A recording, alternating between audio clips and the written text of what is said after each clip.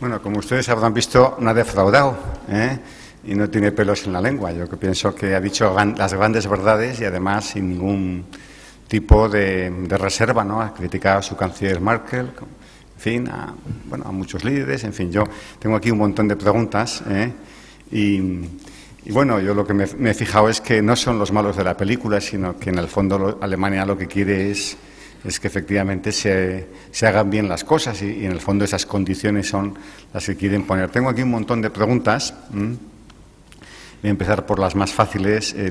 ¿Qué titular le gusta más para mañana? ¿Es imprescindible emprender mayores ajustes inmediatamente? O otro, ¿qué titular pondría? ¿Qué mensaje a los escépticos? ¿Es imprescindible emprender mayores ajustes inmediatamente? ¿Puede ser? Sí. Digamos, el reto no es cuestión de si hago una cosa inmediatamente o si lo hago menos inmediatamente, sino el reto consiste en comunicar con la sociedad y con los mercados sobre los ajustes que pienso hacer, hablamos ahora de ajustes fiscales, los que pienso hacer en los próximos 2 años. De eso va. Y entonces defino los ajustes que tengo que hacer. Y ahí sí, ahí diría que sobre todo por el lado del gasto y sobre todo en determinadas comunidades autónomas que todo el mundo conoce y no os cuento nada nuevo, y también de ayuntamientos, que aquí, pues sí, hay que cambiar cosas, hay que reducir el gasto no productivo. No el gasto productivo, que es lo que muchas veces es el primero que tocan gobiernos, sobre todo el gasto de inversión. Eso no es muy inteligente, ¿no? Porque justo la inversión pues es lo que se necesita también, aparte del capital humano, para el crecimiento económico. Lo que pasa es que, claro, la inversión, los bienes de equipo no van a la calle a demostrarse, ¿no? Nadie saca la maquinaria para manifestarse, ¿no? Mientras que si se reduce una pensión o se congela pensiones o se reduce el sueldo de un empleado público, entonces sí se organizan fácilmente estas manifestaciones que todos ustedes conocen en todos los países. En Alemania también las hubo en su momento, ¿no? Por tanto, lo importante es eso, definir claramente, o sea, hacer un escrutinio claro de cuáles son mis partidas de gasto, que lo haga cada comunidad autónoma, cada ayuntamiento y el Estado central. Y bueno, esto a lo mejor en su momento estuvo justificado, ya no, o no lo podemos... No nos lo podemos permitir, hablemos claro, no nos lo podemos permitir, es que hay cosas que no nos lo podemos permitir por fuera, y esto no, y esto tal. Y luego comunicarlo y dejar claro, así lo han hecho otros países, por cierto, yo lo he estudiado en el caso de Nueva Zelanda, Canadá, bueno, si es que hay muchos países que hablamos aquí en Europa como si hubiéramos descubierto ¿cómo decís? La sopa de ajo o algo así, ¿no? Como, ajustes los ha habido en numerosísimos países y todos ellos han trabajado con la misma metodología, con una hoja de ruta diciendo exactamente qué ajustes tengo que hacer por el lado del gasto, a lo mejor luego tengo que hacer también algo por el lado de los impuestos, con qué impuestos trabajo. Lo importante es que se diga y que no venga uno diciendo de viernes a viernes lo que va a hacer, que es un poco el deporte que practican ustedes en este país, ¿no? De viernes a viernes, ¿no? Anunciado ya el lunes para el viernes y luego el viernes se anuncia y luego el lunes empieza el siguiente, con lo siguiente, otra vez para el viernes, ¿no? Un poco claro. No se sorprenda que nadie sabe muy bien qué es lo que quiere hacer este país, ¿no? Entonces, lo importante es eso, ¿no? La clara comunicación y los ajustes, y no si hay que hacerlo inmediatamente. Ahora, que hay que hacer más de lo que se ha hecho, eso está claro. Yo te voy a pedir un poquito de brevedad, porque tengo tanta gente con tanta curiosidad que teme que en el futuro, para competir con economías como Estados Unidos o China, sea necesario bajar el coste laboral o, lo que es lo mismo, los salarios y prestaciones de los trabajadores. Telegráfico. Mi contestación es no. No hay que bajar, digamos, el coste laboral con China, desde luego, por supuesto, no. Hombre, ustedes pueden decidir colectivamente que quieren vivir aquí, pues, con el nivel de vida de los chinos. No se lo aconsejo. Pero si lo quieren, pues allá, pues bueno, pues decídanlo. No. Aquí en Europa no, porque tenemos otro nivel de vida, tenemos otra definición de lo que queremos como estado de bienestar, y por eso dije yo antes, en el contexto en que lo mencioné, de que ya que no podemos competir en materia de precios, porque eso es al final lo que se esconde detrás de esta pregunta, de los salarios, si no podemos competir con los chinos y otros, los brasileños, lo que fuera, en base de precios, tenemos que desvincular nuestra competitividad de los precios. Tenemos que buscar sustitutos, otras cosas. Y eso es contenidos tecnológicos, contenidos ecológicos, servicios postventa, muy importante. Los servicios postventa, eso en Alemania se cuida muchísimo. O sea, no solo vender un producto y luego ya desentenderse del cliente, ya no me interesa el cliente, sino fidelizarse. Muy bien. O sea, hay muchas cosas que se pueden hacer y entonces uno puede un poco buscar, oiga, que los alemanes venden sus coches también en Estados Unidos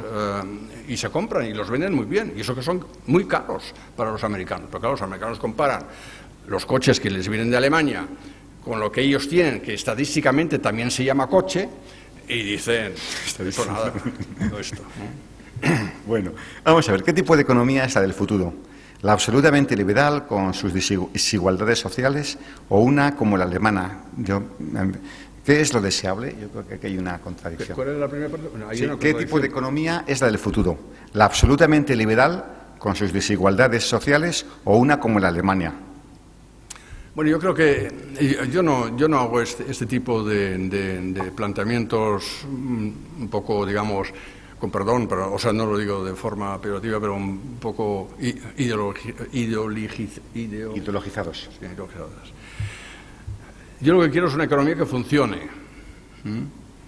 Una economía en la que el que quiera ser emprendedor que lo pueda ser, en la que busque un trabajo que lo encuentre, en la que el que quiere dedicarse a investigar que pueda investigar, y el que no quiera trabajar, pues que no trabaje, pero no a costa de los demás, eso sí lo digo, no a costa de los demás, que no trabaje, sino que trabaje pues como quiera, ¿no? O sea, y no es cuestión de... Sí, bueno, y para que nos entendamos, que en Alemania no es todo lo que reluce, bueno, y hay de todo, ¿no? Y tenemos verdaderos especialistas con una capacidad creativa para explotar nuestros sistemas de seguridad social. Ahí los llamamos que hacen carreras sociales, ¿no? Que no han trabajado en su vida, ¿no? Pero que viven maravillosamente, algunos ya los han cogido porque tienen una casa en Miami, otros en Marbella, porque según la ley alemana, el que recibe prestación social tiene que estar en Alemania, porque hay que poder recurrir a él, pero estos tíos se van por ahí y viven bien, o sea, eso también lo hay ahí, ¿no? Para que nos entendamos, como también tenemos economía sumergida, todo eso, o sea, mi planteamiento es una economía que funcione, se acabó. Lo que sí sé que una economía planificada no funciona, porque eso lo hemos vivido, y además en mi propio país, después de la unificación hemos visto lo que después de 40 años de socialismo practicado, es lo que nos hemos encontrado. Nos cuesta el 5% del PIB todos los años de transferencias financieras. Hoy todavía, 5% del PIB. Creo que hasta ahora hemos transferido ya unos 700.000 millones de euros del oeste al este. Pero es dentro de una nación. Es la gran diferencia de transferirlo de Alemania a España. Cuidado, eso es una diferencia. Una cosa es que seamos una nación y entonces eso está democráticamente legitimado, y otra cosa es que eso se decida en una cumbre europea sin legitimación democrática ninguna, cuidado. Eso para mí, yo soy muy demócrata. Y eso es una diferencia. El día que tengamos unos Estados Unidos europeos que seamos una unión política, entonces podemos cambiar las cosas. Entonces es distinto, pero de eso estamos muy, muy lejos. Es posible, muy breve, porque es que hay muchísimas, es posible salir de la crisis, y queremos acabarla ahora, sé que todas no hablan, ¿es posible salir de la crisis en España con una estructura autonómica? ¿Con una qué? Estructura autonómica. ¿Es posible salir de la crisis? Autonómica, sí, es posible salir de la crisis. Esto me pone en una situación un tanto precaria, porque claro, tendría que decir lo que no quisiera decir, ¿no? Pero ya que me lo pregunta, pues lo digo. Yo creo que su estado de comunidades autónomas no funciona. Simplemente no funciona. Porque, bueno, sí conocen ustedes los datos, no tengo que... pero nosotros, por ejemplo, en Alemania tenemos también nuestras comunidades autónomas, nos llamamos de otra forma, Länder, estados federales, son 16. Claro, nosotros como somos el doble de población suya tenemos menos, porque somos poco pobres, entonces nos conformamos con 16, ¿no? Y ustedes como son menos, pues quieren 17 y algunas más por ahí, ciudades por ahí. Pero lo que aquí no ha funcionado, yo lo ejemplifiqué con el tema de la unidad de mercado. pero también en otras cosas. Tienen ustedes muchos solapamientos, muchas repeticiones y luego viene mucho nepotismo. Bueno, y ahora ya que me has preguntado lo digo todo, ¿no? Mucho tipo de estas cosas y cada uno, no sé, es los famosos reinos de taifa, ¿no? Cada presidente de cada comunidad, yo soy aquí presidente y tú a mí no me dices nada y claro, eso pues no funciona. Como tampoco funciona, eso me llama mucho la atención, pero eso va un poco dirigido, digamos, a la posición de Cataluña. Yo, con perdón, los catalanes los percibo así un poco como siempre se hacen la víctima de todo, ¿no? Y entonces siempre están hablando de que les están explotando y tal. Eso es un poco raro, porque antes, cuando estaba hablando de las transferencias que hacemos del oeste al este en Alemania, nosotros también tenemos un sistema de transferencias fiscales dentro de esto, o sea, entre los 16 autonomías alemanas, en la que los que son las más ricas hacen transferencias a las que son menos ricas. Y eso está basado en leyes que se hacen en el Parlamento Central. Y es normal, claro, es que tenemos, porque no hay igualdad. Hay algunas que son muy ricas y otras, pues por razones estructurales o lo que sea, pues no lo son y a lo mejor no llegarán a ser nunca. Y entonces se hacen estas transferencias. Y lo que es una contradicción en sí es que una autonomía como Cataluña se diga siempre que somos los mejores y no sé qué, y aquí todo tal, y que luego se sorprendan de que otros esperen que les hagan unas transferencias, ¿no? Eso es un poco extraño, pero eso es una cosa que tienen que resolver ustedes, ¿sí? Vale. ¿En qué nivel de gasto partido PIB deben situarse? ¿En qué nivel de gasto partido PIB? O sea, si se refiere a gasto PIB, gasto, sí. partido por PIB, supongo que es gasto público, gasto partido PIB, deben situarse los estados de la Unión Europea para no entorpecer la recuperación. Esta pregunta, que se hace mucho, no se puede contestar a ciencia cierta. Lo que sí, a lo que nos hemos acostumbrado un poco los economistas, para tener alguna referencia y poder decirle algo a los gobiernos, es decirle, todo lo que pase del 50% empieza a ser un problema. Porque la probabilidad de que en ese gasto, que con respecto al PIB pase el 50%, haya muchos elementos de despilfarro, de lo que sea, es bastante elevada. Es igual como con la deuda pública con respecto al PIB, tampoco tenemos así muy claro cuándo empiezan los problemas de verdad, pero estudios macroeconométricos que se han hecho dicen más o menos a partir del 90%. Cuando un Estado llega al 90% del PIB y se dan algunas circunstancias adicionales, entonces pueden empezar problemas serios. Pero esta pregunta me da también la oportunidad de decir una cosa que a mí me parece muy importante. Yo creo que el fijarse siempre en coeficientes de este tipo, ¿no?, de cuota, de gasto, del déficit y tal, no nos permite el llegar al grano del problema. Un Estado puede tener un elevado coeficiente de gasto sobre el PIB, digamos Suecia o algún otro país nórdico, y sin embargo no tiene ningún problema. Lo que tenemos que analizar es de qué tipo de gasto se trata. Y lo mismo pasa con la deuda. El Japón tiene una deuda sobre PIB, que no se está ahora en el orden, bueno, está prácticamente en esferas griegas, ¿eh? Ahí por 130, 140%, una cosa así. Italia, por lo mismo.